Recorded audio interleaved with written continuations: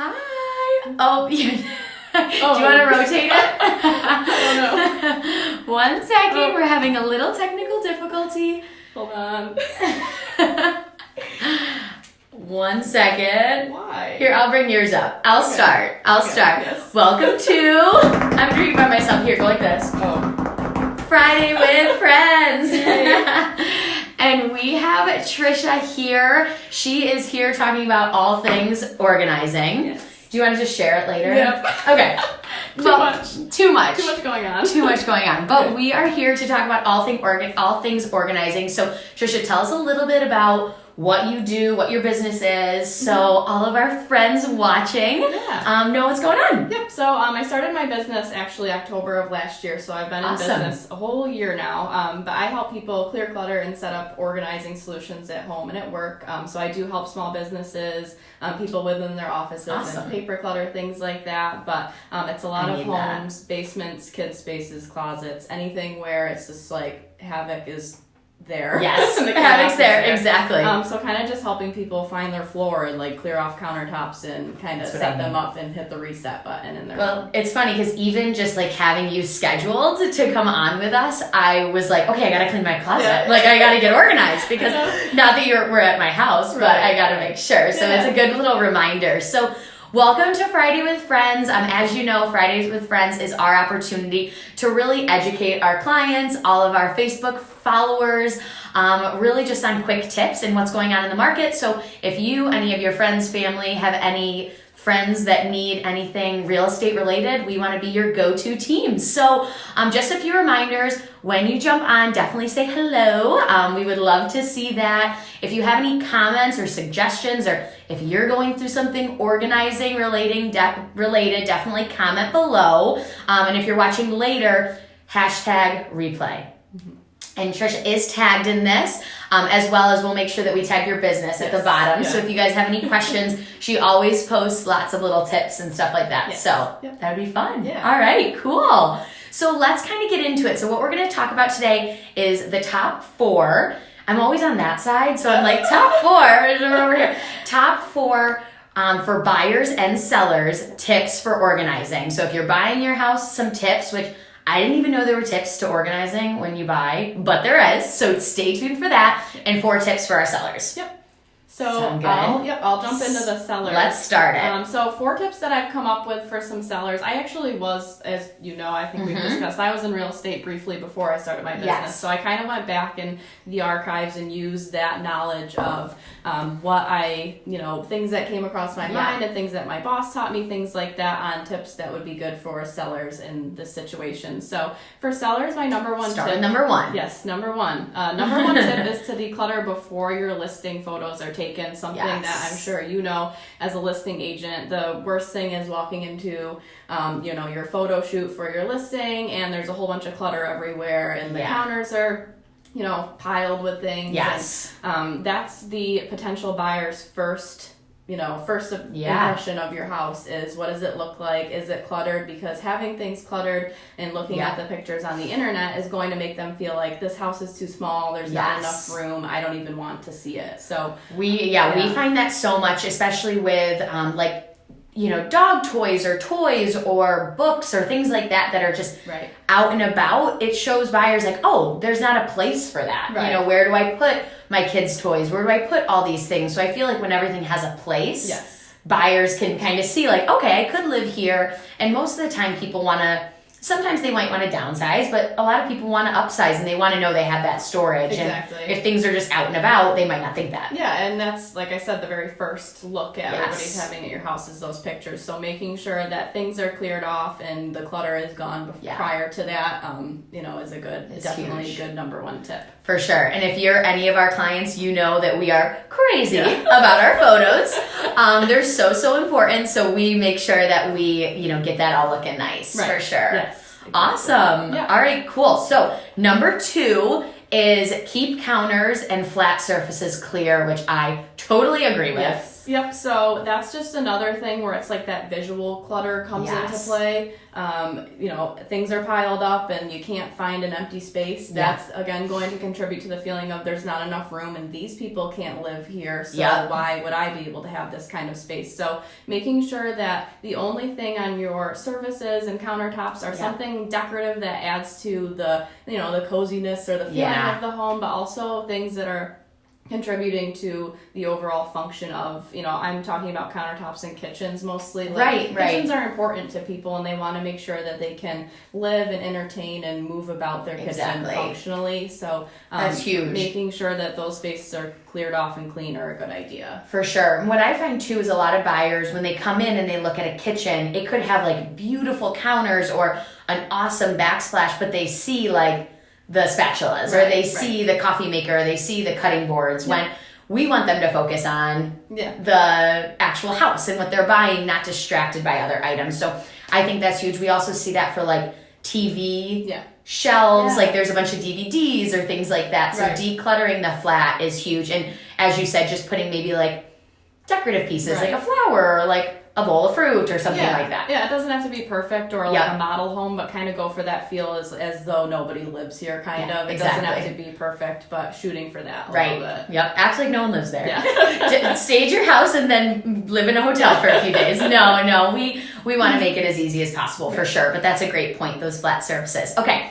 Give us number 3 for our sellers. Okay, so for sellers, another huge spot that you're going to want to focus on the decluttering is definitely closet space. And I know you'll kind of talk about how basement and garages are something similar, but really focus on paring down what you've got in closets, because that's another huge thing for potential buyers is they're going to probably just open up closets and peek in and say, is this something me and my family can live in? Is there enough room? And if things are exploding out, that gives a feeling of, no, these current people don't have enough space, so maybe I won't. Let's move on. Let's move to a different place. Yeah, for sure. And so we kind of find, like, you don't need to have your closet empty. You still have to live there. You don't have to have your pantry empty or your garage or your basement completely empty, but you do want to have it thinned out a little bit is a good word that I find too, where okay, we're going to have maybe, a bottle, shampoo and like a few things, not sheets falling out at us clothes falling out at us. Because you're right, you want buyers to come in and say, okay, I could fit all my clothes in here. Right, yeah, exactly. And it's just all about perception. Yeah, and for sure. I know you kind of brought up before we started the 50-70% filled rule. Yeah. There's no particular rule that I guess I suggest, but kind of just one small tip within that tip is when you're paring down what you've got in your closet is kind of maybe focus on the seasonal items. Like keep all of your fall and winter clothing in there. That could be just a very simple way to make it seem like you've got less in there, even when you've got some more, just, put it in a tote under the bed or something like that. But, yeah. And a lot of times if you're selling, you're moving eventually. So starting that process where unfortunately now we're into hiding summer clothes. Yep. As bad as that sounds. Officially, but like take the swimsuits and the beach towels and things like that you're not going to use anymore. Get a Tupperware and put it in the garage or the unfinished basement like that. So closets, we can also talk about basements and garages.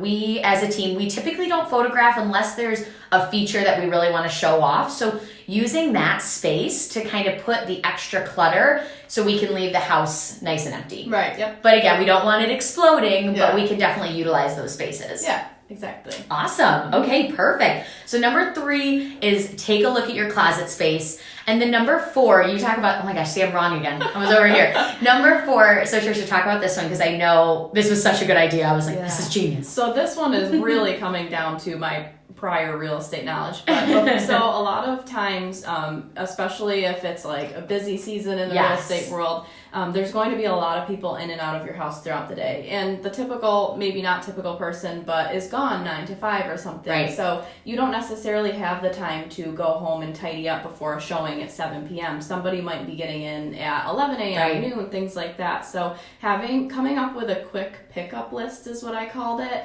And number 4. Yeah, number 4. Come up with your quick pickup list so that you can follow this every morning before everybody leaves the house. Clearing off the countertops, filling the dishwasher so there's nothing in the sink, picking up little things, folding blankets on the couches, things like that, coming up with a quick pickup list so that when there is showings all throughout the day, nobody's panicking on, oh my gosh, the house is a mess. I have to get home and I have to clean or do the floors or whatever it might be. That is such a good tip. Yeah, thank you. Yeah, and so we have like a little list for our team that has like, you know, all of those things, but also like mow the lawn and, you know, things. But I think that would be a good thing for us to give our sellers too, so they can see, okay, it's 8 a.m., I've got to get a few of these things picked up, but then we can be good to go, so it's nice and easy. For sure. That's a great idea. All right, awesome. So that's top 4 for our sellers. So we have decluttering before photos, number 1, which is obviously so important since everything is online now. So we want to make those pictures look the best that they can. Keeping all of our counters and flat surfaces nice and cleaned off and clear. Number 3 is don't forget the closet space, because that's super important. And then number 4 for our sellers is come up with a quick pickup list. So to get the house ready, super easy the morning before potential showings. All right, should we go to buyers? Yes, moving on. Okay, perfect. So for buyers, we also have top 4. So let's start with number 1. Okay, so my number 1 tip for buyers is make sure you declutter and clear things out, purge before you pack, because I'm guilty of that. My number 1 thing that I always tell people is don't organize your clutter. So don't pack your clutter. Don't take up extra space on a moving truck or put, your movers through that extra pain of moving boxes of things that are probably going to leave anyways. Yes. And if you've ever moved, you know that moving is like the best time to get rid of things, because that's the only time you're physically like touching everything that you own. And that's a good time to just kind of think about, do I need this? Is this working for me? Right. What does it do for me? Right, because I've been in my house for 2 years now and I still have boxes that I've never opened. And I'm like, crap, I should have thrown those out when I moved. And it's such a good point. So take that time to go through everything. And again, when you're getting your house ready, not even the day you're moving, but when you're getting the house ready, start that process then. Yes. Start going through everything way before you're ready to either sell your house or if you're renting prior to that. Yep, for sure. So number 1, declutter prior to packing for our buyers list. Yes. Okay, number 2, I thought this one was so good because again, I did none of these. So I thought this was awesome. Tricia recommended to make a list of what is in each box when you're packing it. Yeah, so having like an itemized list of what is in each box. And I guess the easiest way to do this would be maybe just write on the box. Why not? Because it's there. You can see the outside of it at all times. So, kind of just making a little note of here's what's in this, so that if you are in the process of moving and you're kind of in limbo and you need something, you know where to go for it rather than opening 8 boxes for no reason. So kind of just like, making packing an organized thing, just so that everybody, whether you've got 2 weeks until you're moving or 1 day, like just so if you need something, you're referencing your list and you know where to go for it. So you're saying don't throw like everything in one box. Make it make sense. Again, my form of moving. So I should have watched this and we should have talked before I moved. But that's such a good point, because you have all of these boxes and they're filled most of the time with like things from here, things from there. But the more organized you can keep them, obviously, the easier life would be. And just making those notes on top, I'm sure would go such a long way. Yes. All right, perfect. So that is number 2 for our buyers. Number 3. So number 3 is my favorite, and I haven't done this when I've moved, but I think it's a really good idea, especially if you're hiring movers or just anybody that's not living in the house and doesn't know what room is for what. So what I would do is label boxes in accordance to what room they're going in. So here's all the boxes that are going in Tricia's bedroom. All number 1. Label them all number 1. And put a big number 1 on a piece of paper on Tricia's bedroom door. Because if there's 6 bedrooms, movers don't know who Tricia is. Or even your friends don't know what bedroom Tricia picked. So, or even a living room. You might be using a living room as a dining room or an office or something. So having boxes with numbers with a corresponding such a good point. Piece of paper on that door or in that room, so that nobody's questioning like who's Tricia or which one is actually the living room, which one is the more formal room, things like that. Right, and I'm sure that so many movers also, like, they just bring everything and they put it in the living room or they put it in that front room, and then you're, as the new owner, have to move it all again. Right. and instead just labeling it and making your life so much easier. Yeah, so it kind of makes such a good tip. Yeah, it makes you think while you're packing still of what do I need, and then is this going to contribute to this room in any way? Is it valuable to me? Things like that. Right. And I think for me, I just think of like, okay, how can we make this the most efficient? And you don't have to move it twice. You just move it once and the movers put it right where it's supposed to be. Exactly. So that's awesome. Yes. Okay, perfect. That is tip number 3, to put numbers on the boxes and then numbers on the room that they're supposed to go to so they correspond and you only have to move once. Yes. Perfect. Okay, hit me with number 4. Okay, the last tip for buyers is to create a moving essentials bag. Yes. So this is something probably a lot of people do but don't do or should definitely consider just to make life easier, especially if you're in limbo in a move. Like I said, you've got things packed up but you've still got a week or 2 until you're going. So having a moving essentials bag is something where you're putting things that you might need at any time up until the move or the day of the move, and kind of having that light bulbs or a screwdriver or medication, toilet paper, anything like that, paper towels that might be useful in some way, but you don't want to. You won't have to search through boxes because you know what's in them if you tip them too. But not having to rip through things, just having one bag of here are the essentials for a day and night time for my family or a move-in, so that you've got this little boxer bag and you're good to go. See, all I thought about was food when you were talking there. I'm like, okay, so I'm going to need my granola bars and my popcorn. And that too. But also important things like toothbrushes and light bulbs. We'll make sure those are in there too. Yes. Anything that can, make life easier the day of or the night before and when everybody's kind of just waiting to go. Yeah.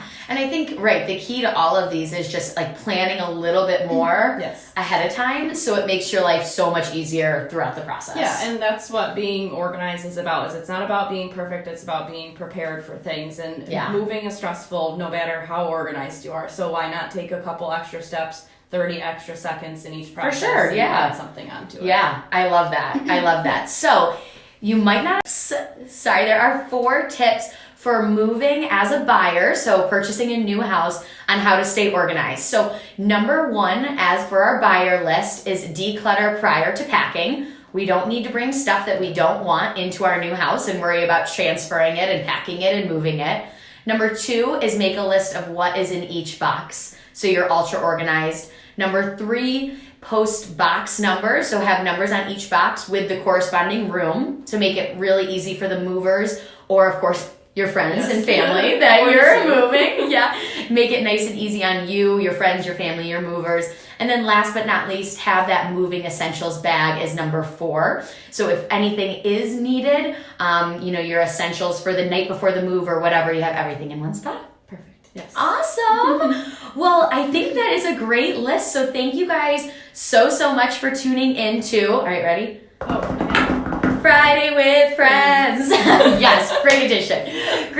So thank you so much for joining us. Thanks for having me. Here, what's your website? So my website is www.lifemadesimpleorganizing.com. Yes, and definitely check her out on Facebook, her business page, her personal page. You give a ton of awesome tips. Of course, if you need the friend team, you know how to get a hold of us. Yes.